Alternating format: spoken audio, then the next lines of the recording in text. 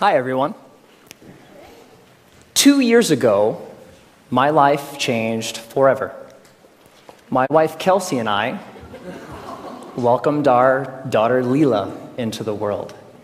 Now, becoming a parent is an amazing, amazing experience. Your whole world changes overnight, and all of your priorities change immediately, so fast that it makes it really difficult to process sometimes. Now, you also have to learn a tremendous amount about being a parent, like, for example, how to dress your child.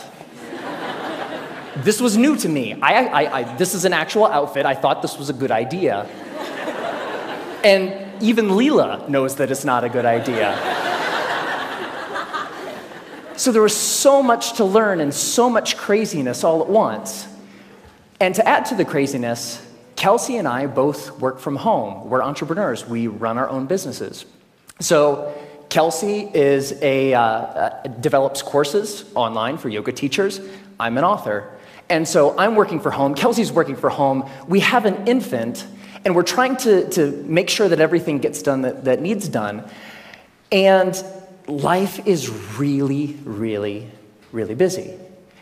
And a couple weeks into this amazing experience, when the sleep deprivation really kicked in, like around week 8, I had this thought, and it was the same thought that parents across the ages internationally, everybody has had this thought, which is, I am never going to have free time ever again.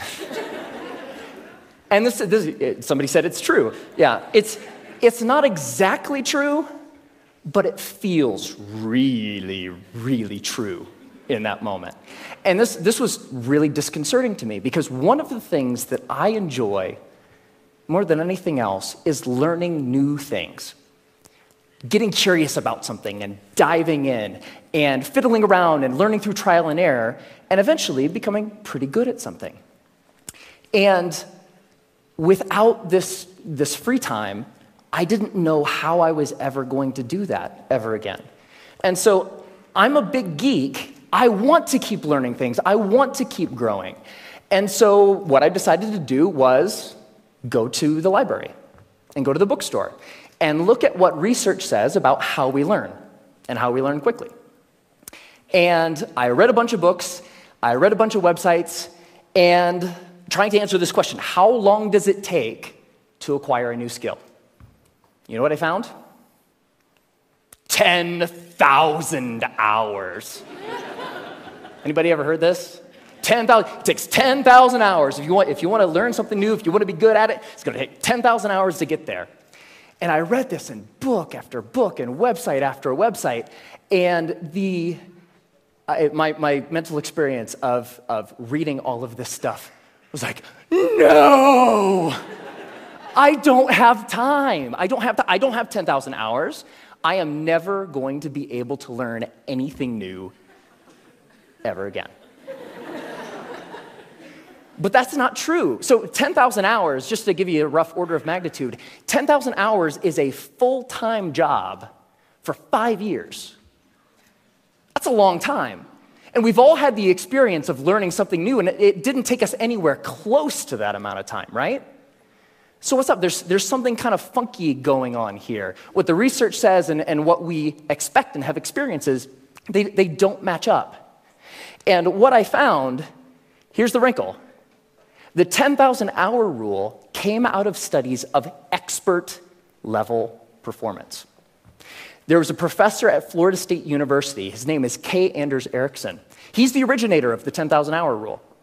And where that came from is he studied professional athletes, world-class musicians, chess grandmasters, all of these ultra-competitive folks in ultra-high-performing fields, and he tried to figure out how long does it take to get to the top of those kinds of fields. And what he found is the more deliberate practice, the more time that those individuals spent practicing the elements, whatever it is that they do, the more time you spend, the better you get. And the folks at the tippy top of their fields put in around 10,000 hours of practice. Now, we were talking about the game of telephone a little bit earlier. Here's what happened. An author by the name of Malcolm Gladwell wrote a book in 2007 called Outliers, the Story of Success. And the centerpiece of that book was the 10,000-hour rule. Practice a lot, practice well, and you will do extremely well. You'll reach the top of your field. So the message, what Dr. Erickson was actually saying is, it takes 10,000 hours to get to the top of an ultra-competitive field in a very narrow subject. That's what that means. But here's what happened. Ever since Outliers came out, immediately came out, reached the top of the bestseller list, stayed there for 3 solid months. All of a sudden, the 10,000-hour rule was everywhere. And a society-wide game of telephone started to be played. So this message, it takes 10,000 hours to reach the top of an ultra-competitive field, became, it takes 10,000 hours to become an expert at something. Which became, it takes 10,000 hours to become good at something. Which became, it takes 10,000 hours to learn something. But that last statement, it takes 10,000 hours to learn something, it's not true. It's not true. So, what the research actually says, if I spent a lot of time here at the CSU library in the cognitive psychology stacks, because I'm a geek. And when you actually look at the studies of skill acquisition, you see over and over and over a graph like this. Now, researchers, whether they're studying a motor skill, something you do physically, or a mental skill, they like to study things that they can time, because you can quantify that, right? So they'll give research participants a little task, something that requires physical arrangement or something that requires learning a little mental trick, and they'll time how long a participant takes to complete the skill. And here's what this graph says. When you start, so when researchers gave participants a task, it took them a really long time because it was new and they were horrible. With a little bit of practice, they get better and better and better, and that early part of practice is really, really efficient. People get good at things with just a little bit of practice. Now, what's interesting to note is that if, we don't really, for skills that we want to learn for ourselves, we don't care so much about time, right? We just care about how good we are, whatever good happens to mean. So if we relabel performance time to how good you are, the graph flips, and you get this famous and widely known, this is the learning curve. And the story of the learning curve is when you start, you're grossly incompetent and you know it, right? With a little bit of practice, you get really good really quick. So that early level of improvement is really fast. And then at a certain point, you reach a plateau, and the subsequent gains become much harder to get. They take more time to get. Now, my question is, I want that, right? How long does it take from starting something and being grossly incompetent and knowing it to being reasonably good in, hopefully, as short a period of time as possible? So, how long does that take? Here's what my research says. 20 hours. That's it. You can go from knowing nothing about any skill that you can think of. Want to learn a language? Want to learn how to draw? Want to learn how to juggle flaming chainsaws? If you put 20 hours of focused, deliberate practice into that thing, you will be astounded at how good you are. 20 hours is doable. That's about 45 minutes a day for about a month, even skipping a couple days here and there. 20 hours isn't that hard to accumulate. Now, there's a method to doing this, because it's not like you can just start fiddling around for about 20 hours and expect these massive improvements. There's a way to practice intelligently. There's a way to practice efficiently that will make sure that you invest those 20 hours in the most effective way that you possibly can. And here's the method. It applies to anything. The first is to deconstruct the skill. Decide exactly what you want to be able to do when you're done, and then look into the skill and break it down into smaller and smaller pieces. Most of the things that we think of as skills are actually big bundles of skills that require all sorts of different things. The more you can break apart the skill, the more you're able to decide what are the parts of this skill that will actually help me get to what I want, and then you can practice those first. And if you practice the most important things first, you'll be able to improve your performance in the least amount of time possible. The second is learn enough to self-correct. So get 3 to 5 resources about what it is you're trying to learn. Could be books, could be DVDs, could be courses, could be anything. But don't use those as a way to procrastinate on practice. I know I do this, right?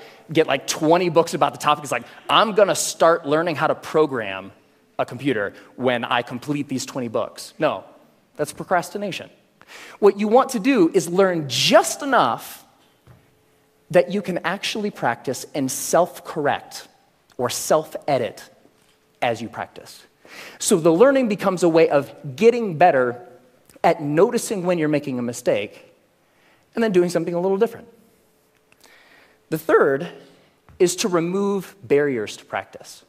Distractions, television, internet, all of these things that get in the way of you actually sitting down and doing the work. And the more you're able to use just a little bit of willpower to remove the distractions that are keeping you from practicing, the more likely you are to actually sit down and practice, right? And the fourth is to practice for at least 20 hours. Now, most skills have what I call a frustration barrier. You know, the grossly incompetent knowing it part. That's really, really frustrating. We don't like to feel stupid. And feeling stupid is a barrier to us actually sitting down and doing the work.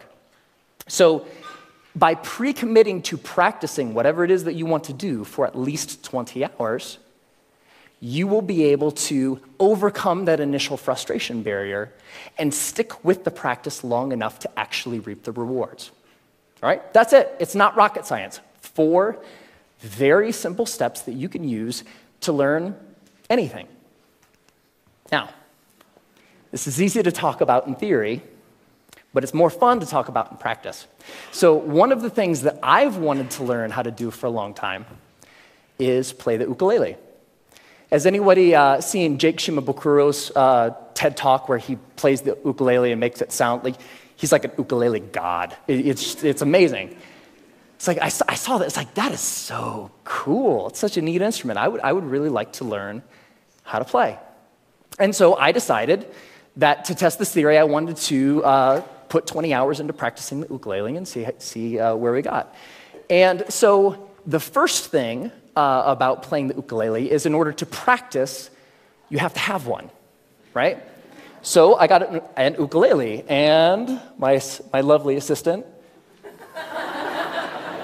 thank you, sir. I think I need the cord here. It's not just an ukulele, it's an electric ukulele. Yeah. So the first couple hours are just like the first couple hours of anything. You have to get the tools that you're using to practice. You have to make sure that they're available. My ukulele didn't come with strings attached. I had to figure out how to put those on. Like, that's kind of important, right?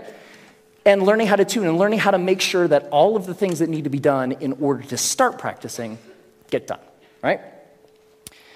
Now, one of the things when I was ready to actually start practicing was I looked in online databases and songbooks for how to play songs. And they say, okay, ukuleles, you can play more than one string at a time, so you can play chords. That's cool. You're accompanying yourself. Yay, you.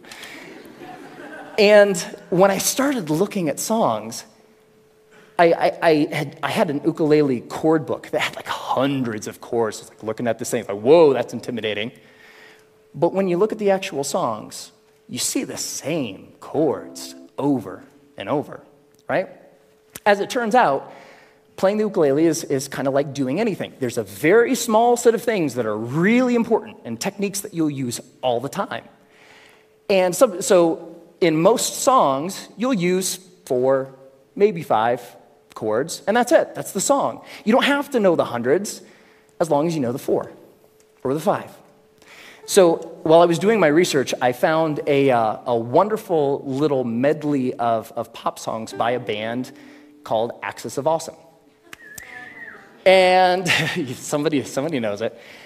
And what Axis of Awesome says is that you can learn, or you can play pretty much any pop song over the past 5 decades if you know 4 chords. And those chords are G, D, E minor, C.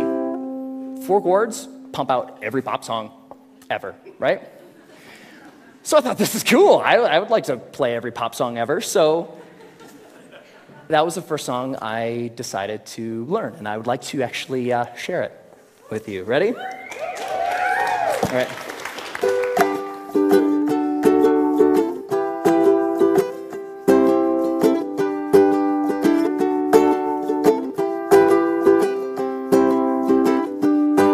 Just a small town girl living in a lonely world. She took the midnight train going anywhere. I heard that you settled down, that you found a girl, that you're married now. Every night in my dreams I see you, I feel you. That is how I know we'll go on. I won't hesitate no more. It cannot wait, I'm yours. 'Cause you are amazing. We did amazing things. If I could, then I would. I'd go wherever you will. And can you feel the love tonight? Can I live with or without you? When I find myself in times of trouble, Mother Mary comes to me. Sometimes I feel like I don't have a partner. No woman, no cry, mama, this surely is a dream. I come from a land down under. Once a jolly swag man camped by a billabong. Hey, I just met you, and this is crazy. Now here's my number, so call me. Hey, sexy lady, whoop, whoop, whoop, whoop, whoop 'em Gangnam Style. Time to say goodbye. Closing time. Every new beginning comes from some other beginning's end.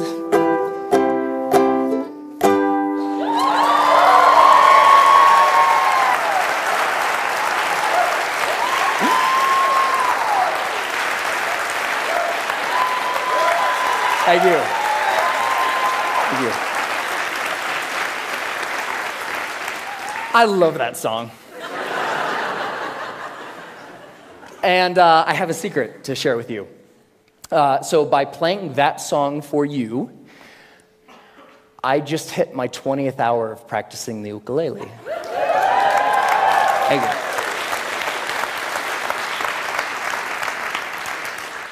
And so it's amazing, pretty much anything that you can think of. What do you want to do?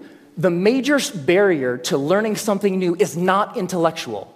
It's not the process of you learning a bunch of little tips or tricks or things. The major barrier is emotional. We're scared. Feeling stupid doesn't feel good. In the beginning of learning anything new, you feel really stupid. So the major barrier is not intellectual, it's emotional. But put 20 hours into anything. Doesn't matter. What do you want to learn?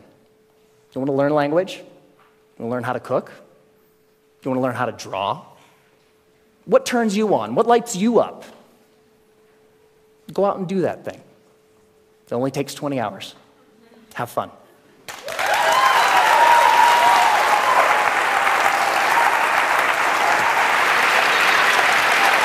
Great job.